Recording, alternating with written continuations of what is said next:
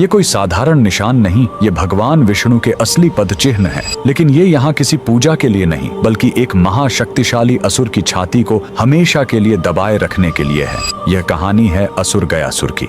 लेकिन रुकिए, वह कोई पापी या दुष्ट राक्षस नहीं, बल्कि भगवान विष्णु का इतना बड़ा भक्त था कि उसने कठोर तपस्या करके भगवान ब्रह्मा से वरदान पा लिया। वरदान था, जो भी मुझे देख लेगा या छू लेगा उसे सीधे मोक्ष मिल जाएगा। यह वरदान इतना शक्तिशाली था कि हर पापी भी सीधे मोक्ष पाने लगा। स्वर्ग नर्क खाली हो गए और यमराज का काम ही बंद हो गया। जब प्रकृति का संतुलन बिगड़ा तो देवताओं ने एक दिव्य छल किया। उन्होंने गयासुर से उसकी पवित्र देह पर यज्ञ करने की अनुमति मांगी। जैसे ही गयासुर लेटा, वह हिलने लगा। तब ब्रह्मा जी ने मृत्यु के देवता यमराज को आदेश दिया कि वो अपने लोक से एक विशाल धर्मशिला लेकर आएं और गयासुर की देह पर रख दें।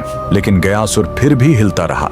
तब उसे स्थिर करने के लिए स्वयं भगवान विष्णु ने उस विशाल धर्मशिला पर अपना दाहिना पैर रख दिया, जो हमेशा के लिए अंकित हो गया। भगवान के स्पर्श से गयासुर खुश था। उसने मृत्यु से पहले भगवान विष्णु से वरदान मांगा, मेरी यह देह दुनिया का सबसे बड़ा तीर्थ बने और जो यहाँ अपने पितरों का पिंड दान करेगा उन्हें सीधे मोक्ष मिलेगा। और भगवान के आशीर्वाद से गयासुर का वही शरीर आज बिहार का पवित्र गया शहर है। और जिस स्थान पर विष्णु ने पैर रखा था, वहीं पर बना है यह प्रसिद्ध विष्णुपद मंदिर। लेकिन रुकिए, इसी मंदिर के बगल में इस फल्गु नदी में कभी पानी नहीं दिखेगा। क्यों?